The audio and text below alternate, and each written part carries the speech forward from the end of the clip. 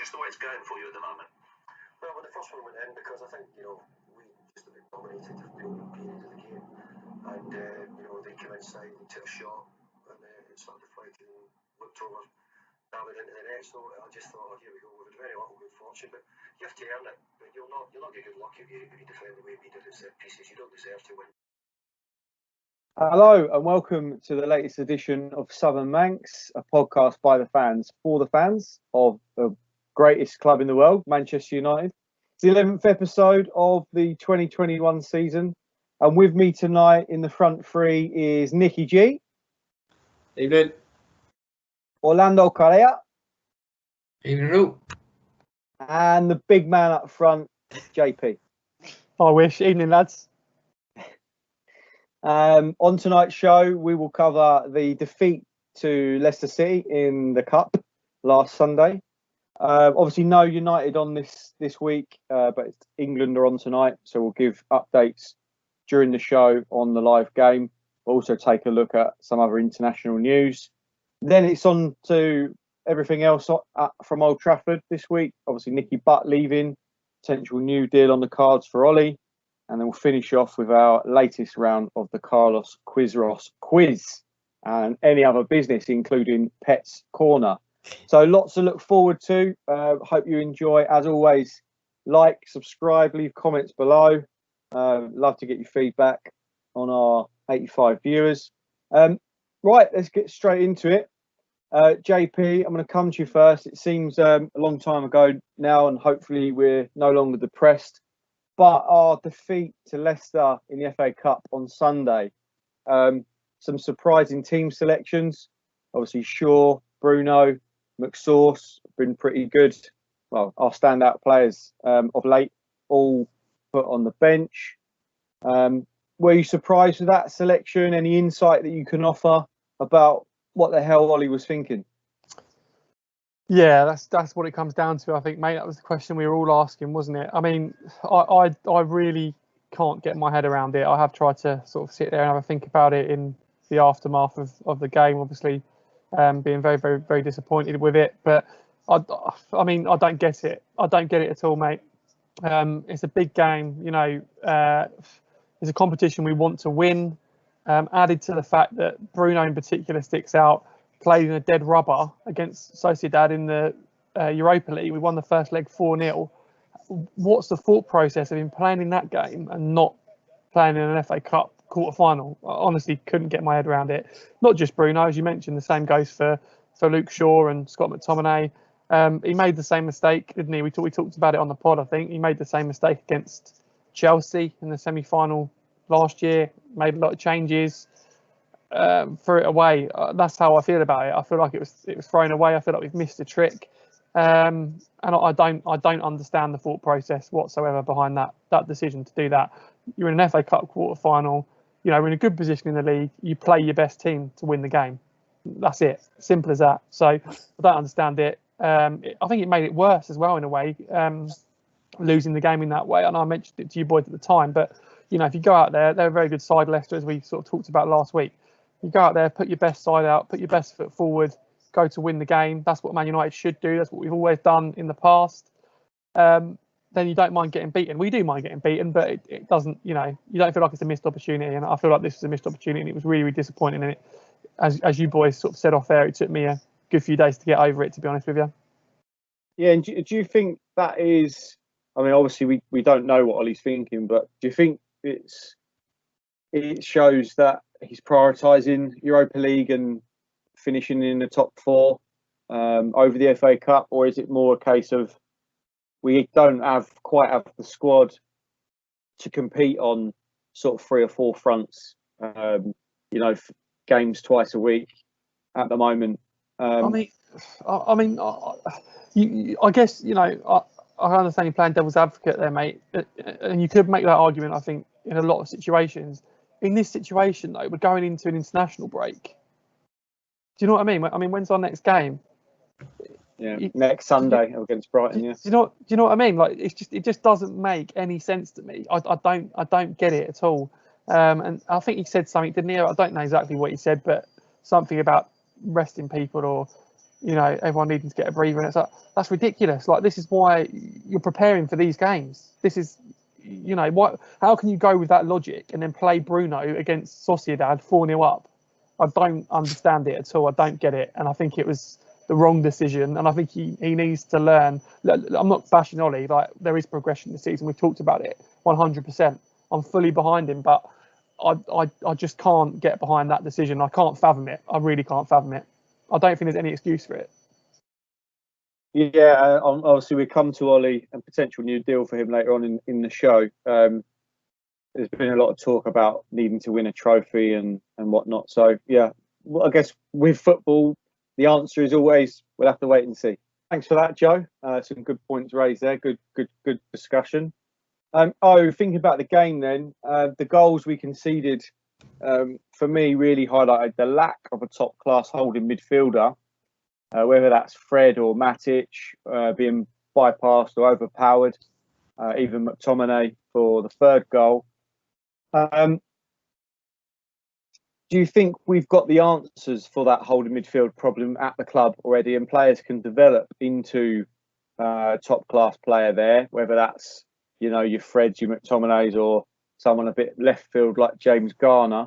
Or do you think we will make a signing in the summer to get us to that next level? And if so, have you heard any rumours about who that player might be? Yeah, I mean, obviously it's highlighted in the goal, but I think kind of highlights a couple of things. One, he should never be given the ball there. Two, he should never be receiving it. And three, you shouldn't be, you know, dilly-dallying on the ball in that area. So it's sort of a comedy of errors, really, in total. But yeah, if I was in that sort of position in the midfield, I certainly wouldn't want it. And if I did get it, I'd be wanting to get rid of it like a hot potato. Fred, I can't say I've ever been convinced. He's certainly got better. But, you know, are any of the other teams in the league, top 6, even top 10, looking at Fred and going, you know, if he becomes available in the summer, we'll be in for him? I don't really think so, and certainly not to the tune of £50 million. I think he'd be a good squad player to have. Is he any better than Ander Herrera, Andres Pereira? I don't know. Maybe slightly, but not an incredible upgrade. He's got, you know, maybe a couple of more Duracells in his backpack that he's got than the other players, but other than that, can't really seem to pass forward or make an intelligent pass forward. Definitely can't shoot. So it's an area certainly that we'll need to improve. Will we have the budget for it? I don't know, because, you know, if Declan Rice is going for 100 million, what we're going to get for that elsewhere, perhaps, you know, we're going to need to go in for 50, 80. I don't know, because players always come at a premium when you're Man United. There is some value to have. For example, with Bruno, you know, he certainly came in for value and has come good. I haven't heard too many rumours, and it's difficult to say at this time of the season because we're not really close to any of the transfer windows. But no, I'm not convinced we have that answer in the club at the moment. So I think it will be something that needs to be addressed. Going on previous pods, you sort of asked me, what do we need in order to sort of compete? The bigger clubs, the clubs that are doing well, they have those ball-playing midfielders, those midfielders that are comfortable on the ball, that can maybe dictate tempo, or they have somebody who breaks things up, like a Kante, like an Ndidi, and then they have somebody else alongside them that maybe plays the ball and can dictate play, say like a Gundogan, something of that ilk. So I think we need to, this is where the director of football and the role that Murto has taken up with the club and Ollie need to sit down and sort of say, what direction do we want to take?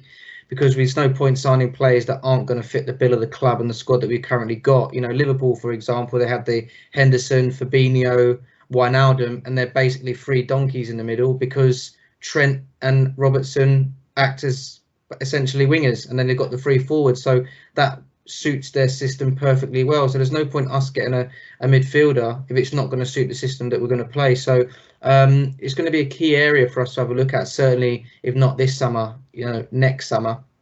But yeah, in answer to your question, it's definitely an area that I would like to see us reinforce. And I think an example from the previous game was Ndidi. Tielemans, brilliant, controlled the game, looked comfortable, and looks like everything that we lack at the moment. Yeah, I agree. I think I was actually quite jealous watching them two. Thought Ndidi was superb, snuffed everything out. I think it was Nikki who said whilst we were watching, you know, how much danger he just sort of sees and and deals with, like your Fernandinho in his prime, Kante at Chelsea as well. So yeah, interestingly enough, I think Tielemans joined Leicester a similar time that we signed Fred. So you can see, how both have gone on at their respective clubs. I also saw something about Ruben Neves. Oh, being your fellow compatriot, would he be on your list? I think he'd be the style of player that you'd want to have a look. Somebody that's certainly comfortable with the ball, still got a bit of a physical presence, Premier League experience. I think that would be the type of ilk of player we'd want to be moving towards. For example, Tottenham, they got Højbjerg. I think it's been a revelation this season. He's been brilliant. He stepped up from Southampton, and I think he would be on the radar of the top 4 clubs easily. Chelsea, Kante, okay, he's perhaps dropped off the mark a little bit of recent times, but he's still an excellent ball winner. You mentioned Fernandinho, even still in his age and years, is really, really good. Gundogan, players like that. Even although he's not been, in my opinion, brilliant, but doing his job. Henderson has come on leaps and bounds in the last couple of years, really tenacious. You need that there. We don't have that. But yeah, maybe like a Ruben Neves type player, you say, something of that nature. But I don't know. Like I said, I think it needs to be thought through because it's got to fit the mould of the club. Are we going to go with the fullbacks? It needs to be really thought through because otherwise it's just going to be another stopgap, a Matic type player perhaps who maybe do good for a couple of seasons, but it's got to be thought through in my opinion. Yeah, definitely, 100%. We've got to get this right. Well, moving on to our goal then, Nick. Obviously, nice finish from Greenwood. He was definitely in need of a goal, and I'm still holding out some hope that he can push on and get a respectable goal tally by the end of the season. But another underwhelming performance from some of the attacking players who started the game, the likes of Donny van der Beek, Martial, and also nothing really from Cavani off the bench. If you had to pick one, would a centre forward that could guarantee you sort of, your 25, 30 goal a season, would that trump a holding midfielder for you, or do you think we've got the answers again at the club? We haven't got the answers at the club, so that rules that one out. The question all comes down to player availability, because if Haaland comes available, then that does trump any position on the pitch because you want to be in the mix. But from what you're hearing this week, Real Madrid bound potentially. So, but yeah, to answer your question, if someone like Haaland becomes available, then that should trump anything. Goals win games. Martial is too inconsistent. Cavani was never going to be long term, and now it doesn't even feel like he wants to be here. So I think Jesse Lingard's just missed a chance. But I think if a striker comes available, you've got to go out and get it. To your point of the lack of attacking threat, I mean, yeah, it was good to see Mason get his goal. Second season syndrome for me. I don't think there's any worry or concern about Mason. I'll be honest. I think he's fine. As the inverted right winger, so to speak, not sold on him as a number 9. Maybe if he was up there with somebody, but that goes back to O's point about what system do you play then when who misses out on that. But Sunday just really summed up the lack of cohesion and chemistry that the team has. There was a point when we needed a goal and Martial run up the left wing, cut it back to Telles and just left him on his own. And Telles looked round and there was no United player near him needing a goal. I just thought, sums us up. And it's not the first time that's happened. Martial does tend to gravitate towards that sort of inside left channel. I'd imagine the Leicester centre-halves, Evans, Fofana, Soyuncu, they must have thought, cool, this doesn't feel like a cup game. How many shots on target did we actually have in the end? I think it was 5. It's not good enough, is it? So, yeah, to answer your question, if the right personnel becomes available, then you'd like to think we'd be in the mix. We all know who we're talking about there. If that player does not become available or the agent takes him elsewhere, then who knows with this window? No one really quite knows how much money is available to spend. I just worry that Ollie doesn't think we need a striker.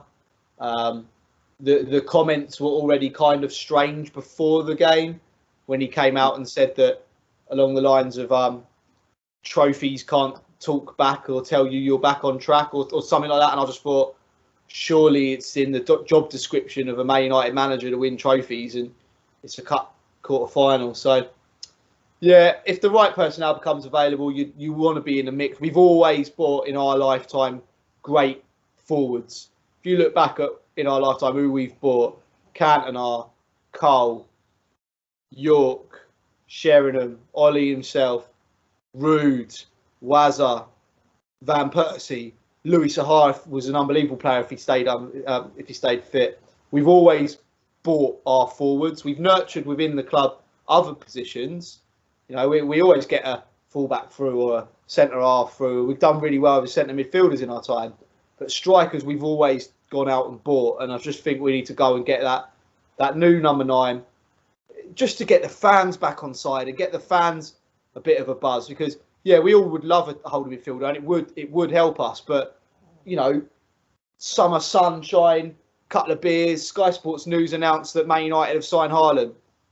Bang, you're back on side. You can't wait for the season to start, you know. So, yeah, I do think we need a striker, but it's who's available and have we got the money? Calvert-Lewin, perhaps. I mean, I think the obvious answers are people like Haaland. You know, to quote Roy Keane, go and get Kane, but I don't realistically think that happens. I think Calvert-Lewin more realistic. Yeah, and I'll take Calvert-Lewin. Young, English, wants to score goals. I think Ancelotti challenged him this year to score a goal with your first touch. So, that's a 6-yard sort of striker, and he's been getting those goals. He must be in the 20s now this season. I think it's more realistic. Everton will naturally are a selling club. Kane is unrealistic. He's got a contract till I think it was 2026. He's already 27, 28. So, and then you've got to deal with Daniel Levy. So this to me is already adding up. And the older he's getting, the more injuries he's getting. So don't get me wrong, he's getting a better player. He is a little bit like a fine wine, but he ain't going to come cheap. So Calvert-Lewin seems more realistic. Bit of Premier League experience there. If Haaland isn't for us or we can't get him, I think he's got to be the number 2 choice. I can't think of anyone else 6-yard striker without asking Rude to get his boots back on. Who else we could realistically think of getting? Well, yeah, I was thinking, have you got any other more left field choices like your Raul Jimenez, perhaps? I mean, Patrick Bamford, maybe. I mean, we're scraping the barrel a little bit here going to Leeds, but JP, any thoughts? We could scrape the barrel a bit further, just a bit left field. A story I read this week was Paul Ince encouraging us to try and sign Aguero when his contract expires at the end of the season. I saw that. Yeah. Did you see that? Yeah. What do you make of that? I mean, he's never fit. He's never fit. He's from our biggest. He's probably the biggest player of our biggest rivals, or one of the biggest rivals. No, it's ludicrous. Claim. I love Aguero. I think he's absolutely brilliant. One of the best players to ever grace the Premier League. But I think it's absolutely ludicrous to suggest that he would come to us at the end of his contract. Absolutely ludicrous. Well, we need to get him to have a chat with Tevez, don't we? Tevez with yeah, welcome to Manchester. This is Manchester. Come for a couple of seasons. I think he's running down his contract, and I think he's going to end up somewhere, maybe a season at Barcelona or back to Argentina. It's not going to be to sort of undo all of his great work at his club to go to United. Staying there till they win the Champions League, and he might be there a while if they don't win it this season. I don't know. They're on for the quadruple. Yeah. But let's not get too downbeat on what Man City are doing. Nick. Yeah, I was going to say there's a really good sort of number 9 doing well at Inter Milan, if anyone's heard of. No, shut you down right there, mate. Not happening. Don't want him back. But if you charted the success of Lukaku versus Martial since we sold Lukaku, I think there's only one winner there. But again, I've seen him this season in a few games for Inter, and some of the games, yeah, he's bullied the defences. The defences are rubbish over there. They concede the most goals in any of the big leagues. And when he's played in the Champions League, the games I've seen him earlier on in the season, I mean, I think they finished bottom of their Champions League group against better teams. Clearly, they weren't up to it. So, what about Alfredo Morales from Rangers? That would be a left field one when he gets sent off every week in the Cantona mould. I don't think we need that. Yeah, well, so we'll have to wait and see. It's the same positions that we've been shouting out for a holding mid. You know, 1 week it's the central defence. That seems to be okay at the moment. Next week it's back to the holding mid and the centre forward. There still feels to me some major upgrades that we need to make before we can think about really competing for the league title. Big summer ahead this summer in terms of transfers. Hopefully they get it right, and we don't end up with a Bebe and a Manuccio. But yeah, let's wait and see on that one. So that covers everything from the Leicester game. In the next part, we will focus on England and internationals. Hope you've enjoyed Leicester. See you soon. Very disappointing. No, it's an important game for us, important game for myself, but we just couldn't get the goal. We just didn't have little bits of luck that we needed tonight to get us a goal. Got something a little bit different for you in this section. Obviously, the international break and the lack of games give us an opportunity to talk England for a little while, which I've actually been really looking forward to. Something slightly different on the pod this week. Obviously, as Man United fans for Premier League era, we've been lucky enough to see our great club win everything on more than one occasion, which is obviously sort of what you dream of as a fan. But I don't know about you boys. For me, seeing England in a tournament and obviously having never won a major tournament when we've been alive, you know, that's sort of the holy grail really for me. I mean, that really gets me going. Especially I think in recent years, that passion being reignited, an English manager again. Yes, all right, we had a good draw, things went our way, but getting to, you know, the semi-final of a World Cup a couple of years ago, every day it was about 80 degrees. You know, we're beating teams in semi-finals 2-0 and not looking like we've sort of broken a sweat in quarterfinals. Sorry, obviously 1-0 up in a World Cup semi-final. As we know, we didn't make it, but you know, absolutely fantastic. Really reignited the passion for England. I'm a passionate Englishman. Absolutely love it. So really excited for this section to talk about our chances at the Euros and everything that goes along with that. And obviously, we're playing as we speak, 3-0 up against San Marino at half time in the first World Cup qualifier. So jumping right into it then, what did you make of the squad selection for these qualifiers, these three qualifiers we've got? I guess most notably Trent Alexander-Arnold, who's not really been on form, misses out. Maybe not a great surprise. We're blessed in that area of the pitch in the sort of right fullback / wing back position with a lot of very good players there. Jude Bellingham, obviously the young lad that's from Birmingham, retired his shirt after he played 45 minutes or something. You know, gone out to Dortmund, though, in fairness, done very well. He would have featured in the squad if it wasn't for sort of COVID protocols in Germany. And there's a lot of talk about whether Ollie Watkins or Patrick Bamford would get the call up this time. Ollie Watkins pipped Bamford to the post and got his call up. So along with Calvert-Lewin and Kane as the other striker that makes up that group. What did you make of it? What do you think about that? I think this squad's is an interesting one because it's so close to a major tournament that it should give you an indication as to Southgate's thinking. I'll tell you what has surprised me a lot this week is that there's been an enormous amount of criticism from Dyer, from ex-pros. Normally you get that from your Twitter fan, from your TalkSport show host.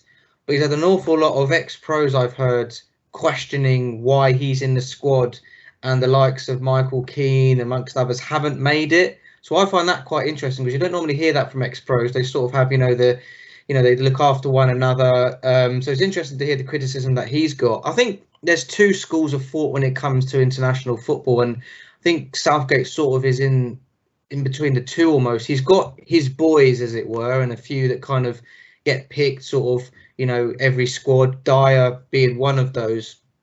And then, but he does like to give, a debut and a first appearance and a first inclusion to a squad for quite a few players, almost in the Sven ilk, really, when he just sort of used to give any Tom, Dick and Harry a call up to the squad. I think most notably when he called up Walcott to the Euros, I think it was the 2004 Euros, and never gave him a kick, which seemed pretty strange. So I think, Liverpool obviously had a difficult season in comparison to the last sort of 2-3 seasons when they've gone close, won Champions League, won the league. But I think if you look at the opposition, the 3 fixtures England's got, obviously San Marino today, which I still think is absolutely pointless fixture, Albania, and then Poland. I think those are the 3 fixtures. Do you need defensive-minded fullbacks for those? Could you not really maybe look at trying to be as attacking as you possibly can be?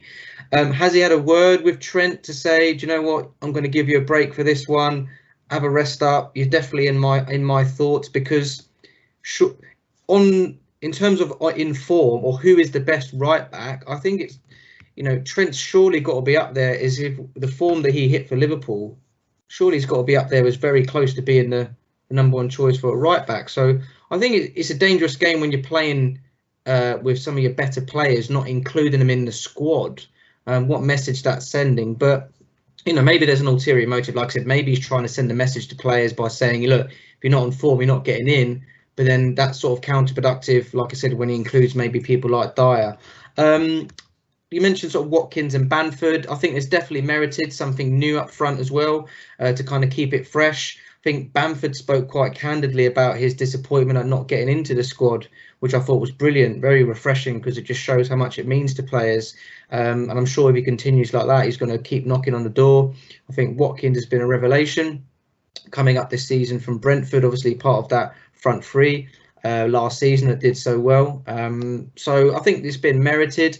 I haven't seen a lot of Jude Bellingham, if I'm being honest, so I can't pretend to comment and know how well he's been performing, but I know from sort of reading articles online and sort of seeing team selections regularly at Dortmund that he does feature quite a lot, that the feedback has been positive, so I'm pleased to see that he's in there. I would just be not concerned, but what I'd like to see maybe from Southgate is maybe a bit of consistency, maybe a bit of direction in terms of certain key players, and a bit of trust.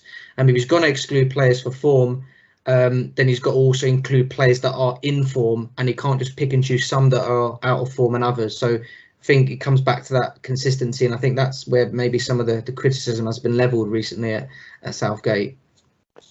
Yeah, I think you've hit the nail on the head there, mate, to be honest with you. I think it seems to be a bit of a split approach, doesn't it? They're sort of this sort of core group that he'll pick, almost not regardless of form, but they'll be a shoo-in if they've had a good game, and he'll stick to that. But then on the other hand, as you said there, he'll drop Alexander-Arnold, who's not necessarily been playing that well, etc. So yeah, it does seem to be sort of a bit of a split approach, and maybe he does need to sort of do it one way or the other. If you're on form, you're in. If you're not, you're not, basically, and it's as simple as that. And that might send a better message, I guess. Yeah, I mean, for example, like this evening, does Reece James need to start this game against San Marino? He's not as attack-minded as, say, even like a Trippier or a Alexander-Arnold.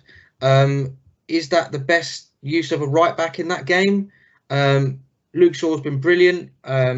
Again, you'd want to go kind of attacking. I'm pleased that he's gone with like a pivot of, say, like Ward-Prowse and Phillips, rather than, say, a more bullish midfield pairing. I mean, maybe you could argue, because it is a bit of a no-brainer, we're going to win this, that he's maybe saving some legs and giving them a rest for the tougher game of the 3.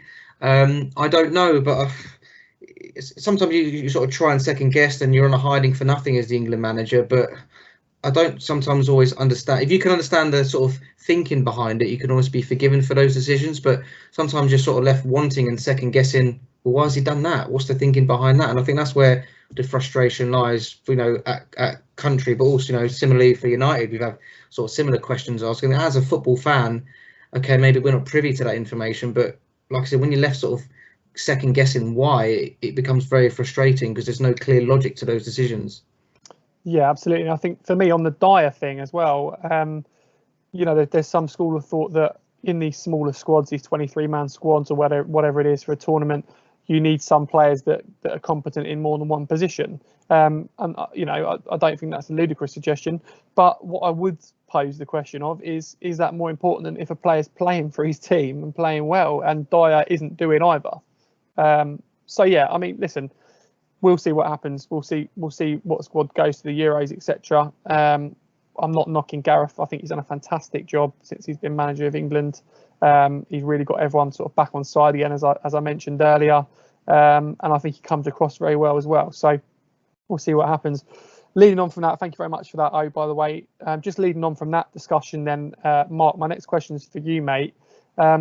Assuming that, and I know there are other players that could play up top, most notably Rashford, but in terms of the type of player that Kane is, if we assume that it's going to be at least one sort of as much like for like as you can for Kane in the squad for the Euros, as well as Kane, sorry, in the squad for the Euros, Calvert-Lewin seems to be the person that's sort of, you know, been in possession of that spot recently in squads, and obviously is playing tonight. But I just wanted to ask you, with all those suitors for that position, there are quite a lot of them. Tammy Abraham's been up there. Obviously, Watkins is in the squad now. The list goes on. What are your thoughts on the best option for that spot in the squad? Yeah, I think Calvert-Lewin is definitely in the driving seat. I think he is slightly different to Kane in as much as Kane seems to want to drop in a little deeper these days. Not blessed with great pace, so he can drop in and play as sort of like a 9.5, if you like, and sort of link things a bit more with pace running in behind. Whereas Calvert-Lewin would do less of that. He's your big target man almost. That's how I see him. I think he's strong and powerful. He'll win all the headers. I think he's not as clinical as Kane. I think he sometimes needs a few chances. I mean, seen tonight in the game that he's got one. He probably could have had a hat trick in that first half against San Marino. I think Bamford is probably unlucky at the moment. Obviously, not in this squad. Level on goals in the league this season with Leeds in a sort of an odd Leeds side, in as much as coached by sort of the Messiah Bielsa. They play a mad style.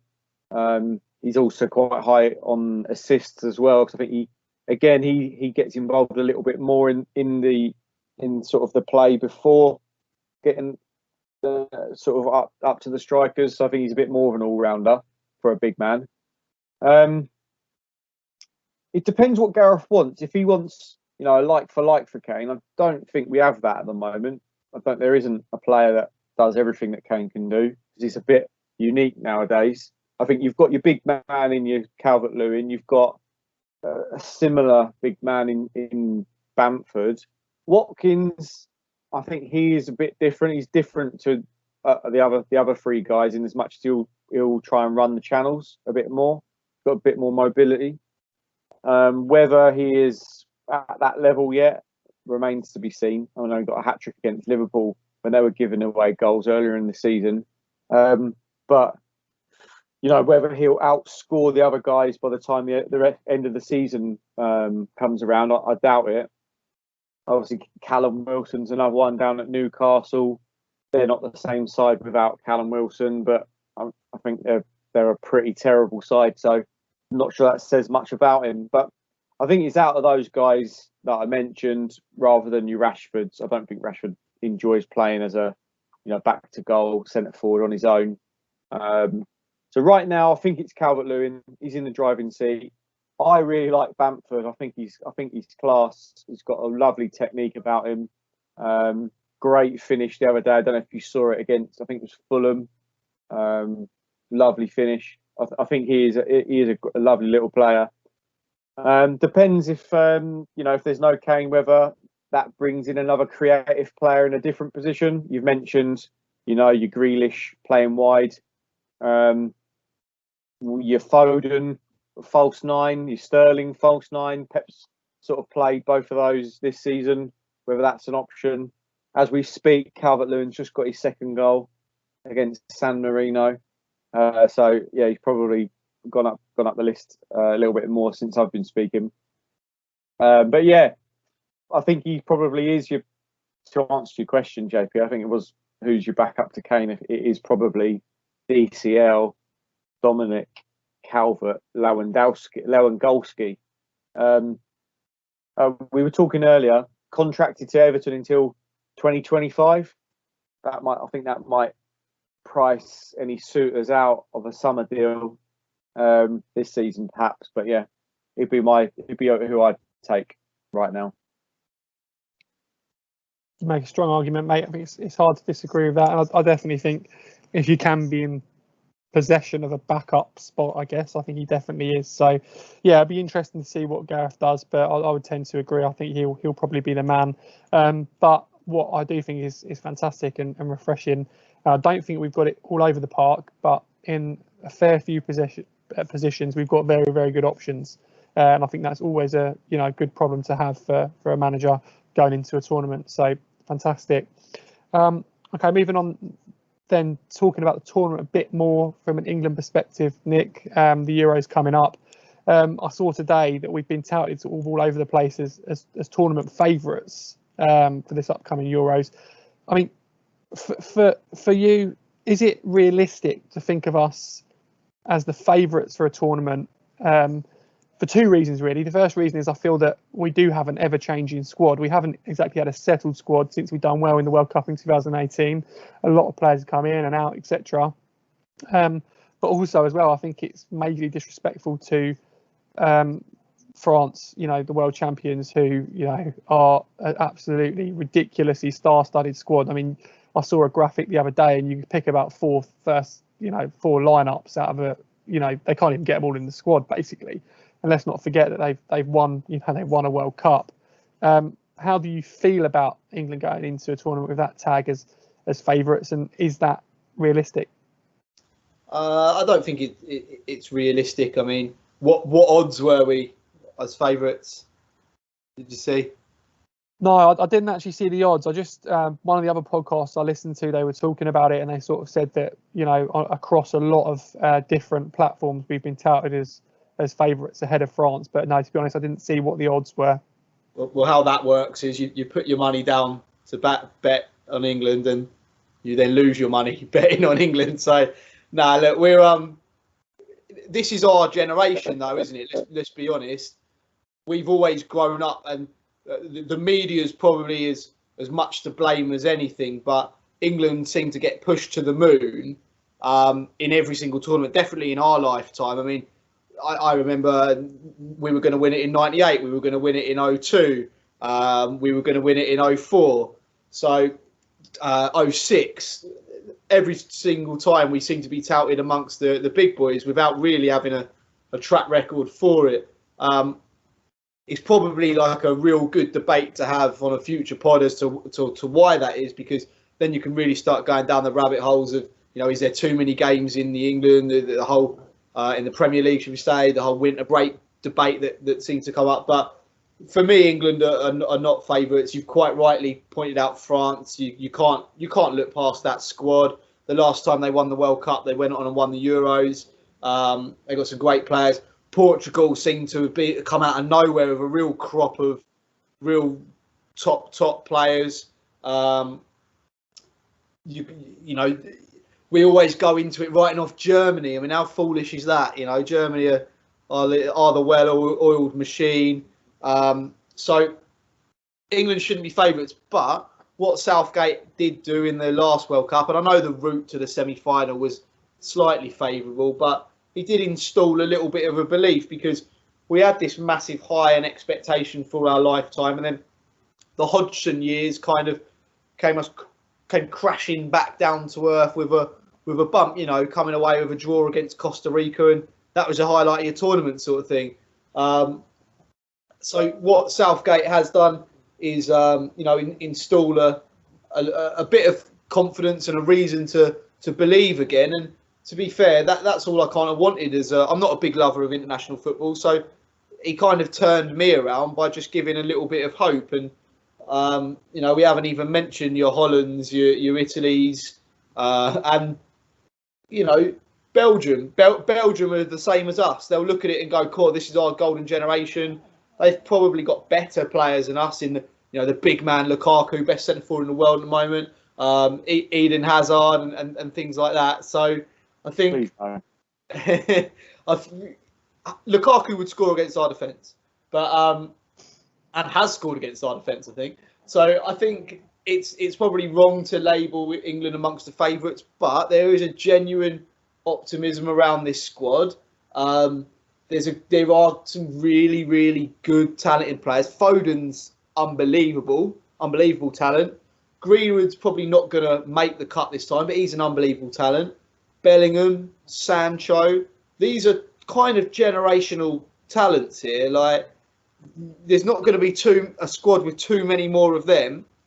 And then, is it really outlandish to say people like Luke Shaw and John Stones, Harry Kane, Raheem Sterling, they'd get in most other squads as well. So, we've got to be looking here at another semi-final if you want to be considered a good side. But I can't look past France.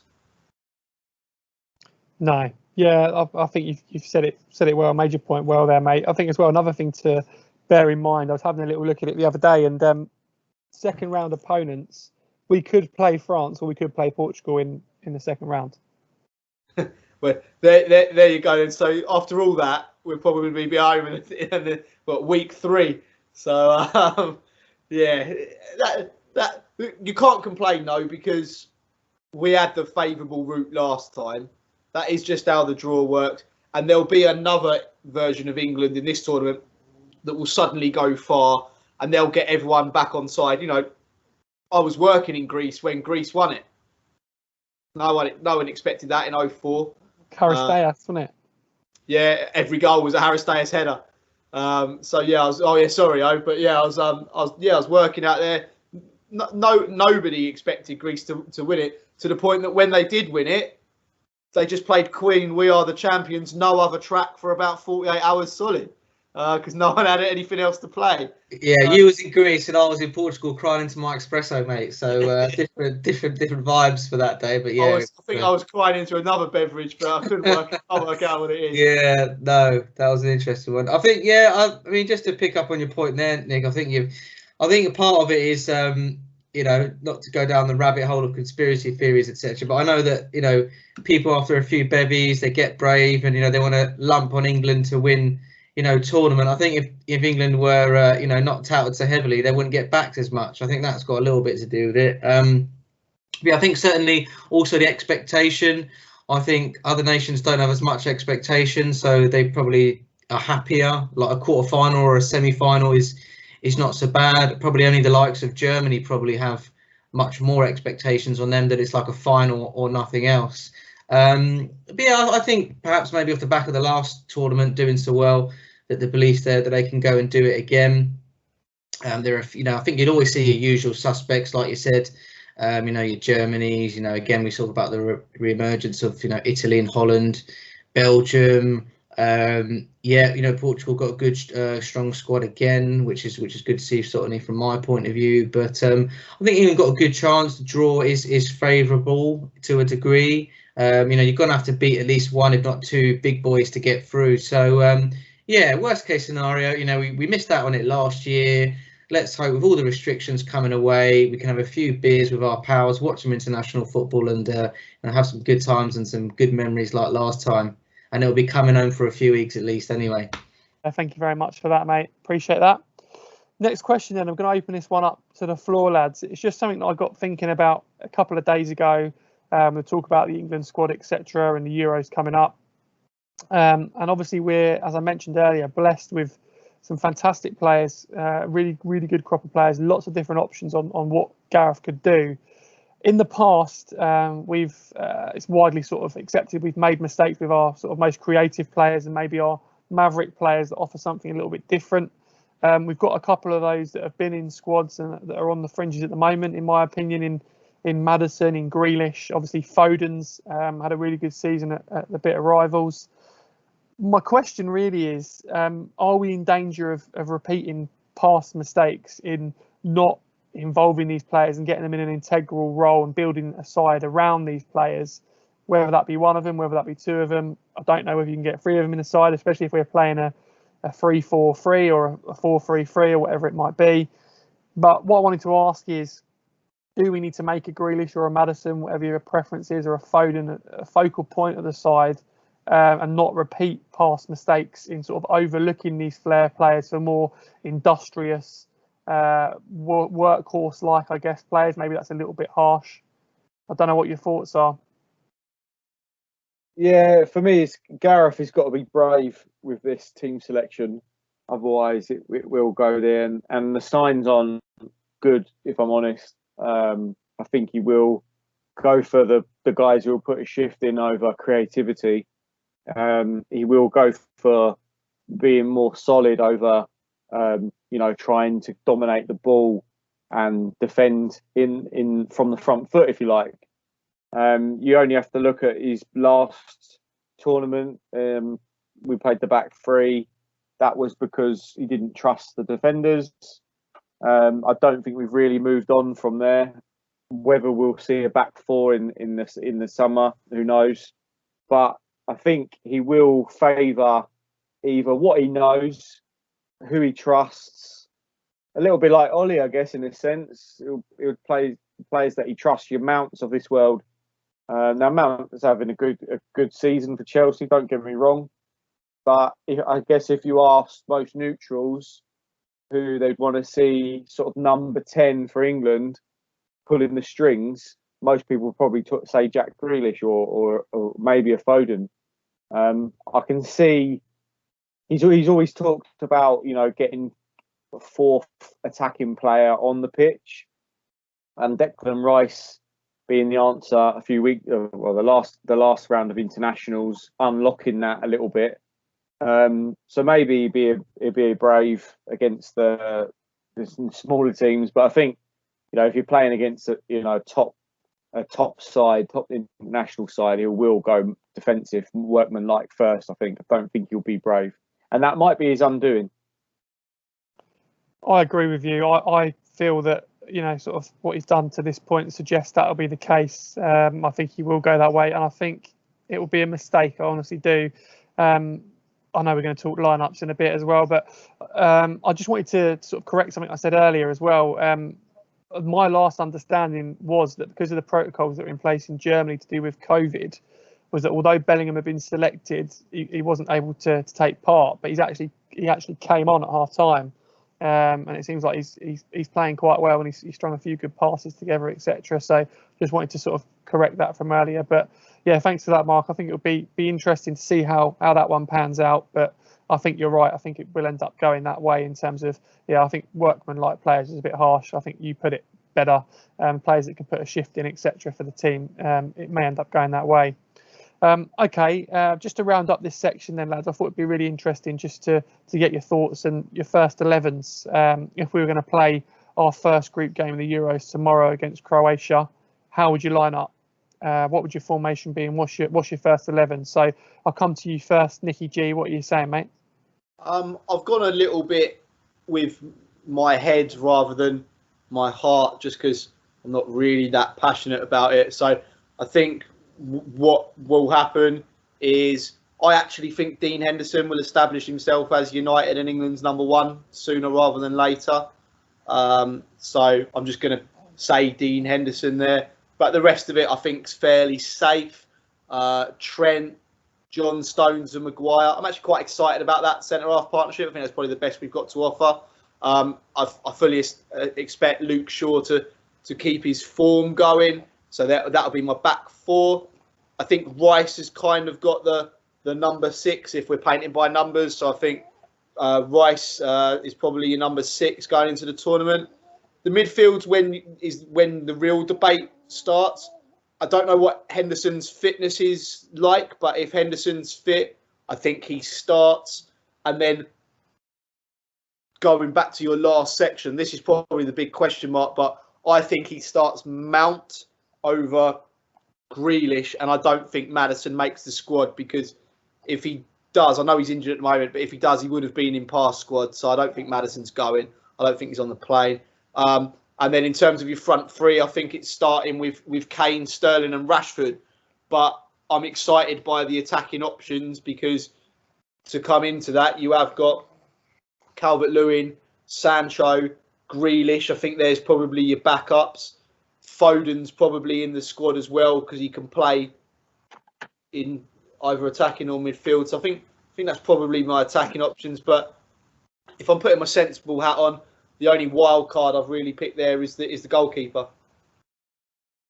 Really interesting. Thanks, Nick. Coming to you next, O. Any differences there? Any major differences? What are you saying? I've got a little bit left field, so I think it's quite easy to second guess Gareth or what we kind of should do. But I would love for England to be brave and to really go for goal and demand that teams fear them, demand control of football matches, demands that they are the keepers of the keys in that game. In the way that, even if you look at like the Spain team at the moment, it's a far cry of the players individually that they have. But still, in any game that they go into, they demand control of that game, and you have to succumb to that, and you give them that. And I think England have got ball players to do that. Spain will not have an industrious, terrier necessarily in the traditional sense in the midfield like maybe what other teams have. They will have those ball playing midfielders. I think England have got the setup to do that. So I think Henderson probably, in terms of English goalkeepers, will be establishing himself. How soon De Gea is going to come back into the squad, we don't know. There isn't really a time scale on that. Is he going to come back after the international break? Is it going to be longer? I don't know. But I think he will establish that. I think for the right back position, I'd like to see either Walker or Trent. I think Walker's probably a little bit more astute from a defensive point of view, maybe a little bit older, but he also is still very good going forward. I think Stones, in terms of, again, ball playing centre half, and then it'd either be again out of Maguire or potentially say a Mings. So you've got the left-footed centre back alongside the right-footed centre back. I think Shaw is a shoe in there. Then again, I think this is where how brave you become and the decisions that you make. And I think, before I go into the two holding midfielders, I think if you're going to go to 4-2-3-1, a Foden, Grealish, Sterling, those would be, the interchangeable amount of possibilities between those three is frightening. They can keep the ball, they can do things. You've completely thrown me off those conversations now, boys. Fucking hell. I meant for United, not for England. Sorry, man. I thought you was changing De Gea's passport. No, fuck, you thrown me off there. Sorry, mate. Carry on. Where was I? Fucking hell, you completely. Listen, while O gets his composure back, I'll just run through mine quickly because it's really quick. Henderson in goal, back four: Walker, Stones, Maguire, Shaw. You've got two from red, two from blue. Rice holding mid, Mount to the right, Foden to the left in a three. Then your front three: Sterling, Kane, Rashford, right to left. That should be the team. You've got Grealish, Calvert-Lewin from the bench, your Sancho, but that should be your starting 11. And Henderson gets in goal because Pickford has been dodgy AF and Nick Pope plays for Burnley. So that's your starting 11 that will get knocked out by Portugal or France. Yeah, mine's very, very similar to that. I think there's only a couple of differences, and it's interesting to hear your boys' thoughts. I think we've all gone for back fours, and they've all been very, very similar. So my first 11, I guess, picking up on what Orlando said about how brave we are. I don't think he'll do this, but what I've gone for is along those lines of being a bit braver. So I think the goalkeepers are all on a level par. I think he'll play Pickford because of his loyalty to him and playing in the World Cup, etc. I think he'll play. I've obviously gone Henderson, the same as you boys. That's what I'd like to see. Back four of Walker, Stones, Maguire and Shaw. Now the central midfield, I've gone for Henderson as the holding central midfielder and Grealish and Foden either side to really sort of take on that mantle of creating and going at teams and trying to win games. I don't think he'll do that. That's what I'd like to see. And then up top, I think it's a full house. The starting front three are Kane with Sterling and Rashford either side of those. So that's what I'd like to see. Don't think we will. So, did you want to come back on that and just finish off your? Yeah, just to clarify any. Are we going to have Llorente up top or?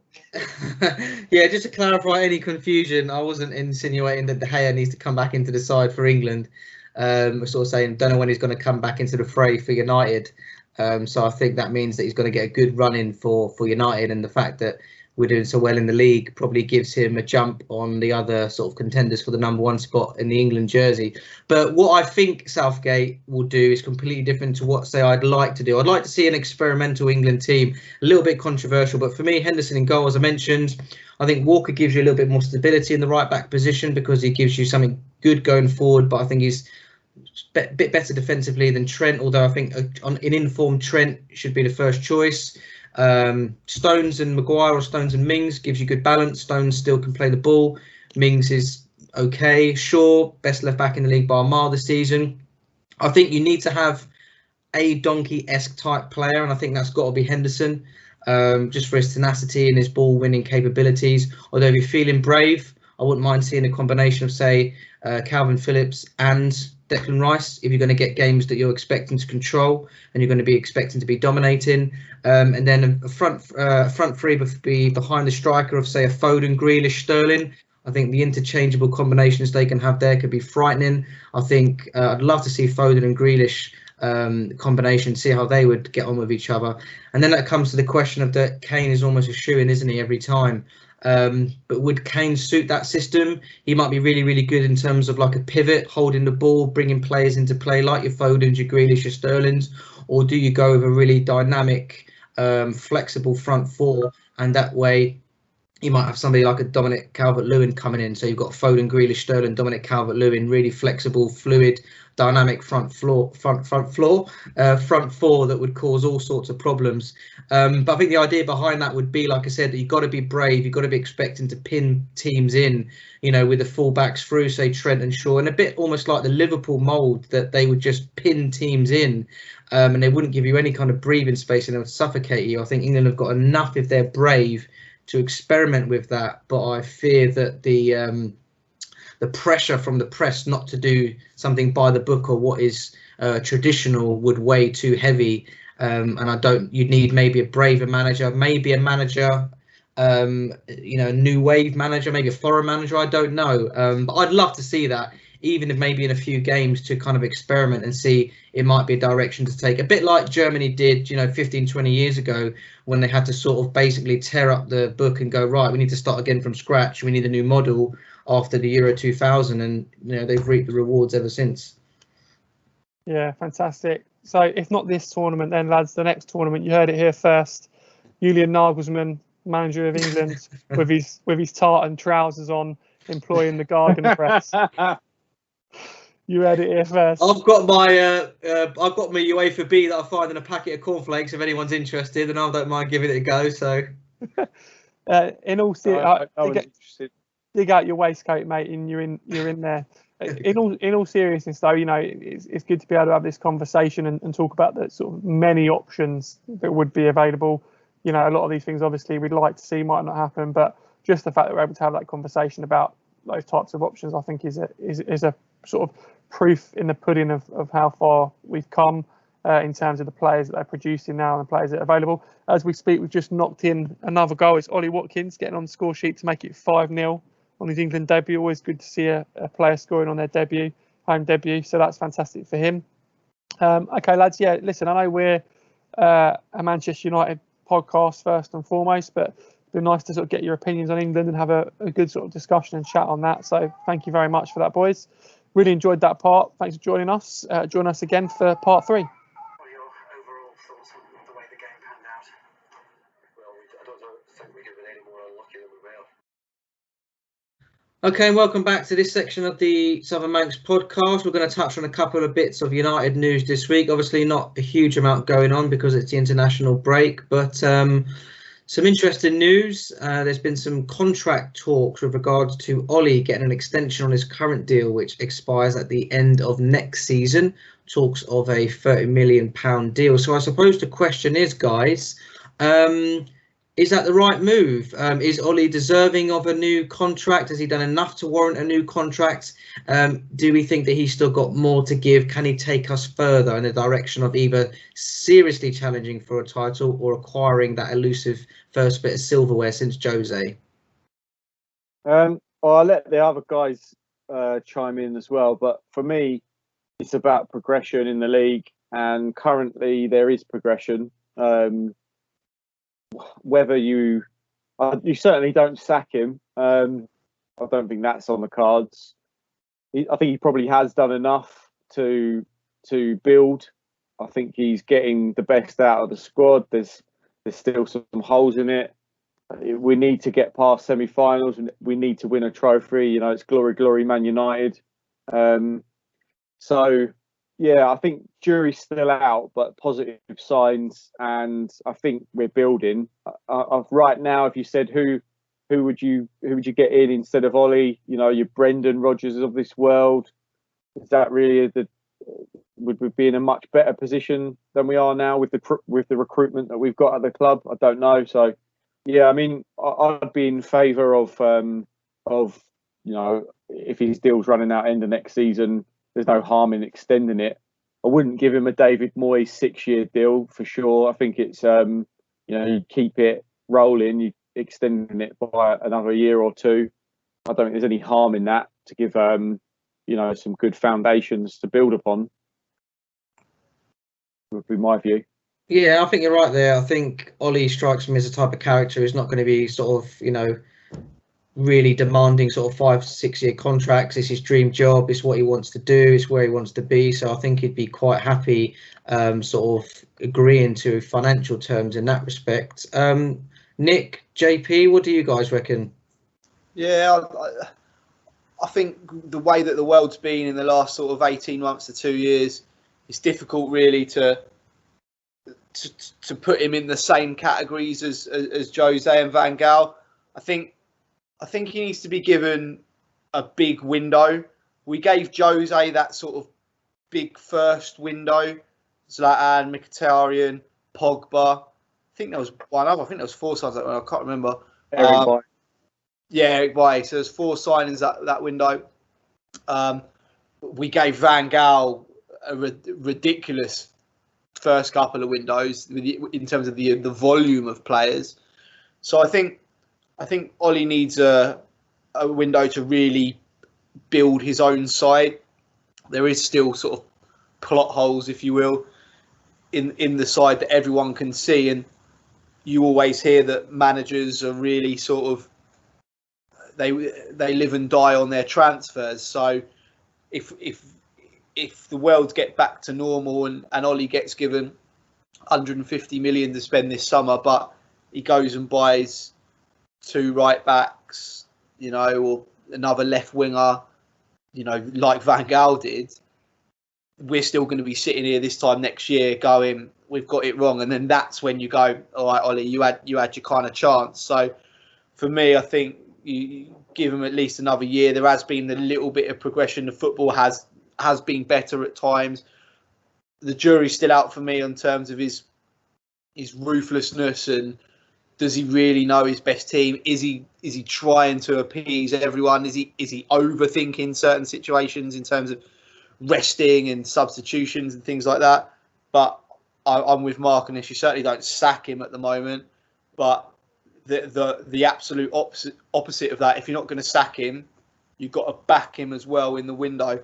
We can't have another window like we've had where we've not backed the manager, because all you're then going to do is sack Ollie and then back another manager. So if you're not going to sack him, we've got to back him. We've got to give him a big window, and let's see if he really has got the pulling power to get the players to Man United.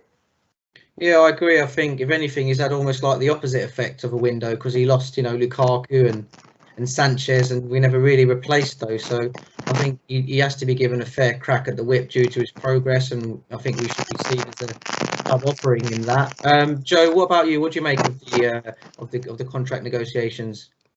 I think the lads have, and yourself, I've summed it up perfectly. Really, I think you've made the main points there. He needs to start winning later games in competitions, quarterfinals, semi-finals. He needs to select the right sides for that. There's 100% without doubt been progression, not just in our league position, but in our approach to games and the way we play, etc. That's without question. I would agree. We don't need to do anything silly and give him a stupidly long-term deal. Keep it a couple of seasons, renew it as we go along. I think the lads sum that out well. And just to follow on from what Nick said there, I mean, back him, don't sack him. Let's get cracking. I like it. Yeah, no, I'd agree with all those points made there, boys. And the other news which has come out this week as well, somewhat out of the blue, is Nicky Butt's departure from the club. The murmurs are that he has sort of clashed heads with Murto in terms of the direction that the club want to take. And therefore he decided to part ways with the club, which is obviously disappointing. He's been doing a really, really good job as a head of development at United. There's talks of him going to perhaps Derby with Wayne Rooney, or maybe Inter Miami, I should say, with Bex over stateside. Should we be worried about that, guys? Is that a sign of maybe things to come? Because I think we were quite positive originally with Murto coming in, and that was the kind of direction that we wanted to take as a club. But is this something that we should be worried about, or is it just a clash of personalities, do you think? I think slightly concerning, given the work that he's done at the club, not only as a player, but since he's taken on his sort of head of development role. I think it probably was a case that he wanted the role that John Murto's been given, potentially overlooked there. There's some rumours that John Murto's a bit of a would yes man, and I think if that is the case, then yeah, there's some concern there, because jobs for the boys almost kind of thing, rather than Nicky Butt maybe would challenge things a bit more in that sense.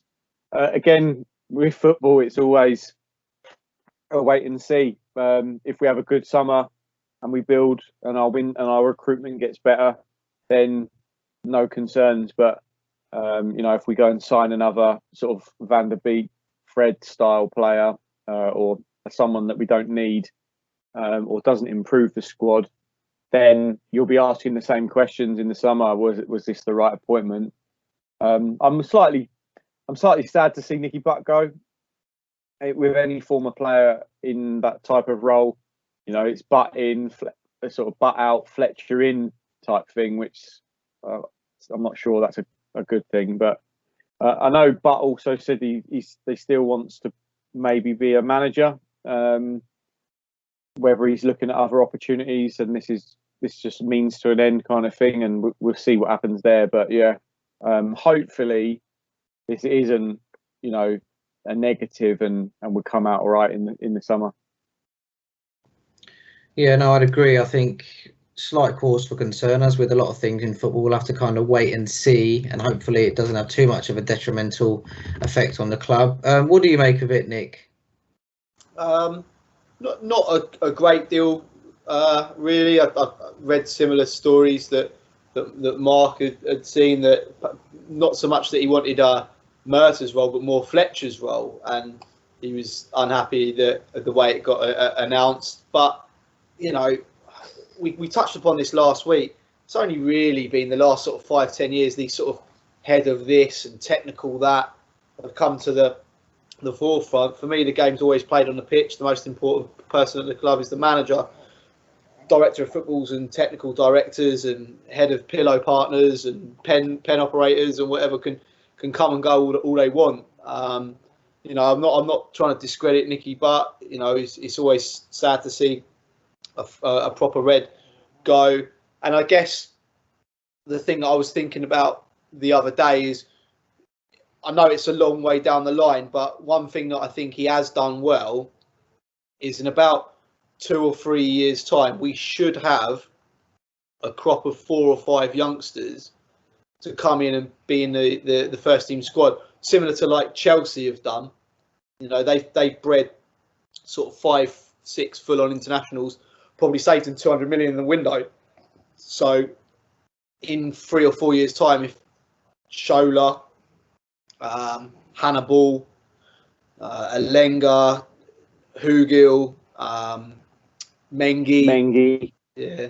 If these Ethan Laird, if there's 5 or 6 players there that can come and play 150 to 200 United career games, then Nicky Butt's done a good job for me there and probably saved us 200 million in the window. So that's what they'll always be judged on that. These roles, you know, if none of those players make it, I don't think we'll be talking about Nicky Butt. We won't. So proof's in the pudding. Let's see how these youngsters get on. But it is always sad to see a sort of former red guy, as Mark said. Yeah, I agree. And in some acrimonious conditions, I don't know. You know, obviously, we don't know for certain the way that the departure has happened. But yeah, let's see how it goes in the future. What about you, JP? What do you make of the move? And where would you see him going more likely, the Derby move or the Inter Miami move? I don't know, to be honest with you. I mean, I think it's hard to tell, especially when they're in, you know, these types of roles. It's difficult to know what he'll do next. He might end up doing a slightly different role next. Sorry, Joe, I'll have to interrupt you there. You might have to have a little bit of static there. I think maybe you're getting intercepted a message on the old Enigma machine there again. You might just have to have a look to make sure that that's all in. Can you hear me now? Oh, you sound much more HD now, my darling. There you go. Excellent. Yeah, I think it's difficult to tell what his next move will be. And yeah, agreed. It's always sad to see a legend of the club leave. Just on a slightly different angle, just made me think of it when the boys were saying their bits and pieces. I think we've got to be careful. As Nick said, in this day and age, you know, the new sort of all these technical roles and director this and whatever else. I read a story, I'm sure you boys did, whether it's true or not, who knows in this day and age, but about Ollie not actually wanting Van der Beek. And for me, we're living in a ludicrous world. And I know it goes on, but if the manager doesn't have a final say on players coming in, because the manager's the man watching them in training every day, the manager's the man picking the team, you know, it's the manager's vision. And I would be slightly concerned that this may all feed into, you know, going down a road that I really don't want us to go down, in that, you know, there's a disconnect and disharmony or disjointed sort of approach. And whatever this lad's name is, Murto, and with Fletcher on side of bringing in players that the manager doesn't want, I think that's a recipe for disaster. And I really hope that isn't something that we begin to do, I suppose.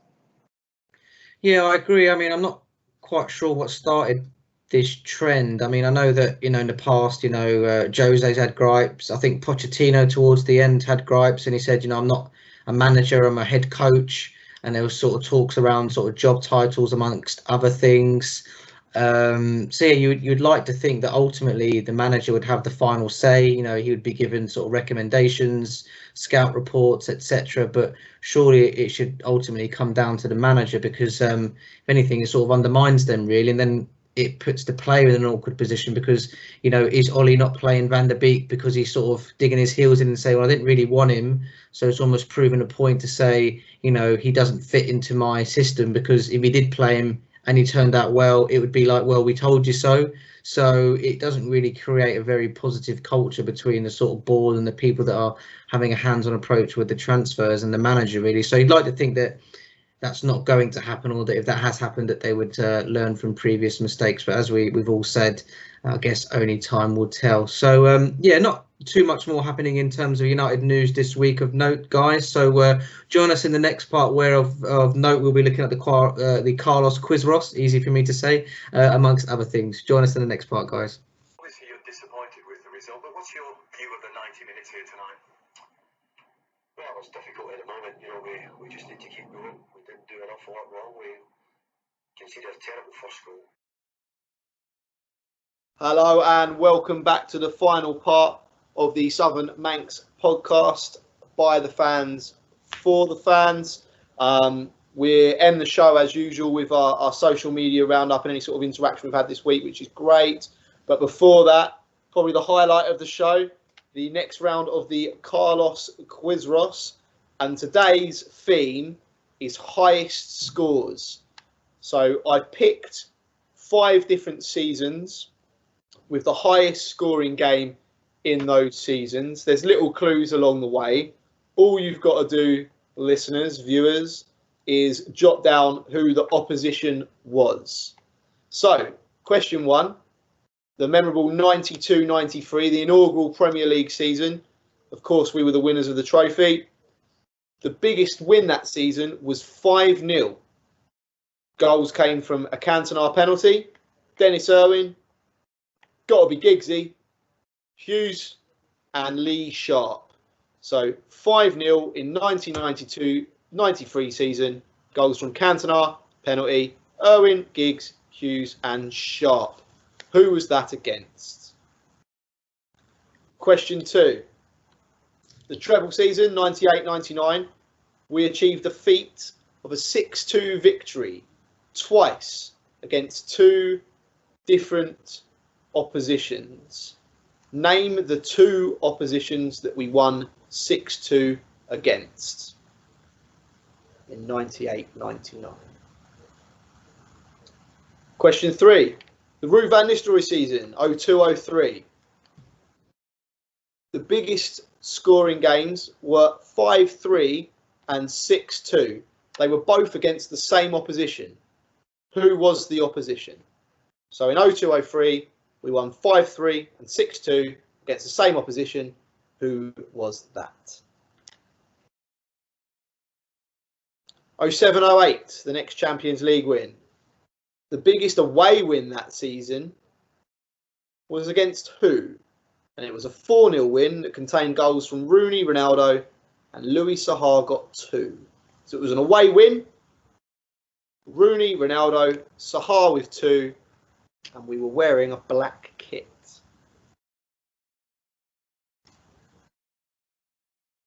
And your final question, really easy.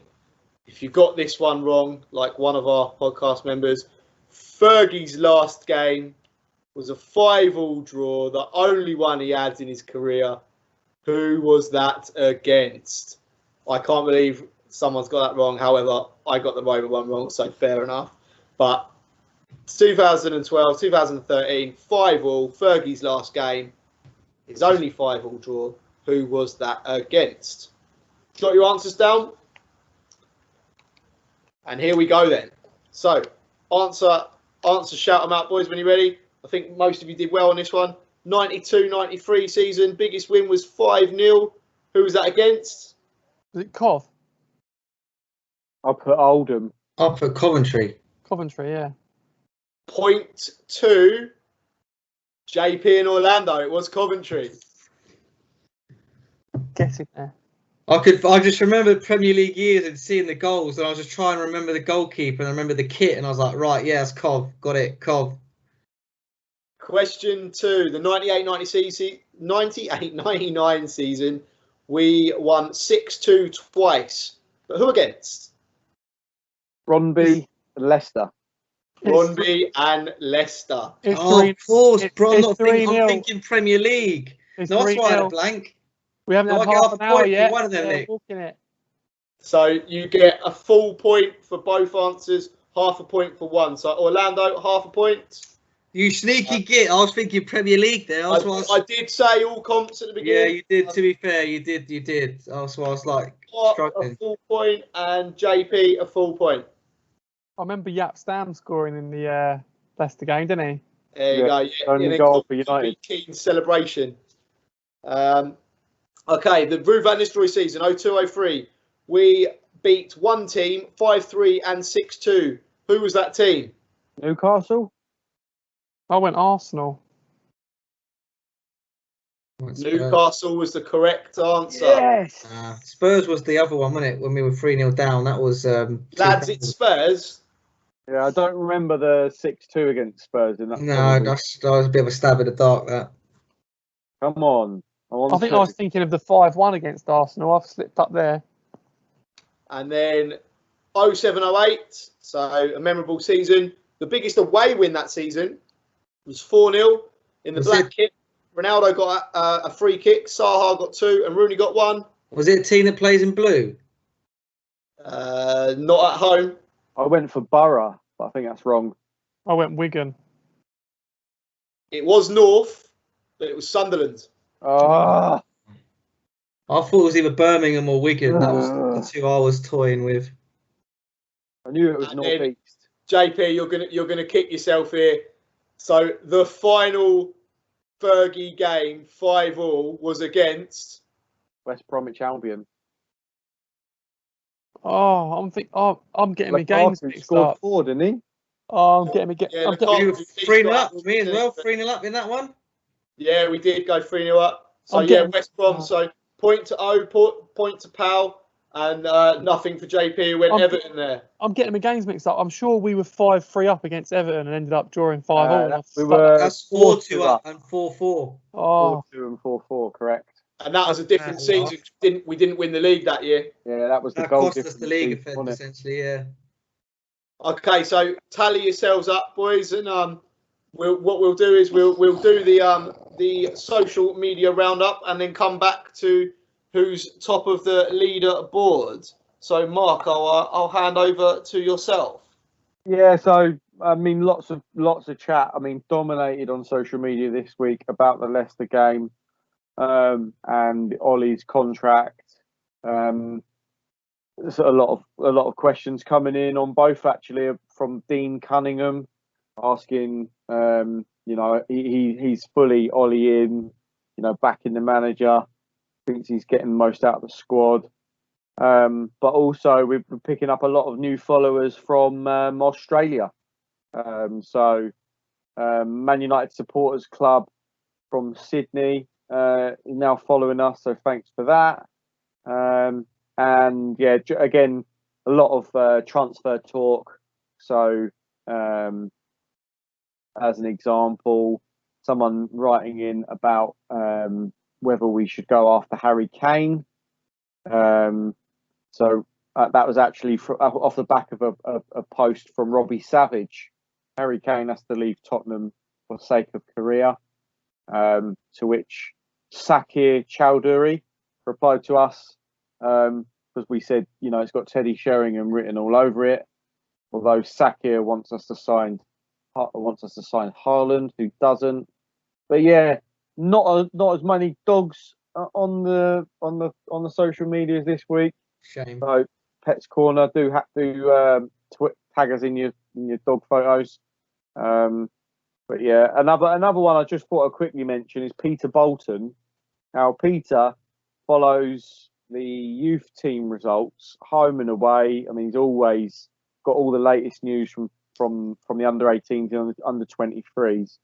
So I just wanted to give a quick shout out to Peter, who rightly tweeted about Man United under 18s currently top of their division, 5 points at the time, 5 points clear of Man City, 6 points clear of Liverpool. So, we go back to that youth, what the youth have been doing and under Nikki but certainly under 18s is in a bright, having a bright season. So hopefully some of these players start to flow through in years to come.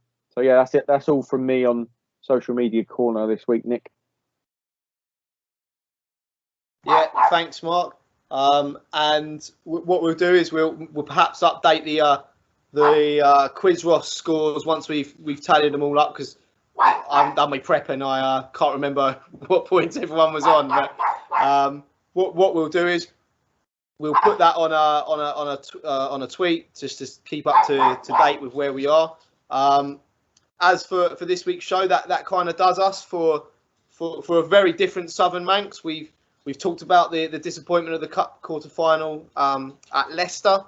We then had the England game on in the background, which was a very comfortable 5-0 win against San Marino. So we went in depth into what our lineups would be for the tournament, and lots of other sort of England-related questions. Would love some feedback on that, guys, because it's not all Man United related. So leave your comments and things.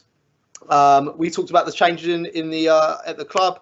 Sort of sad news that Nikki Butts departed and a potential new contract for Ollie. So what I would say now is thanks very much for listening to Southern Manx. It's been a great show.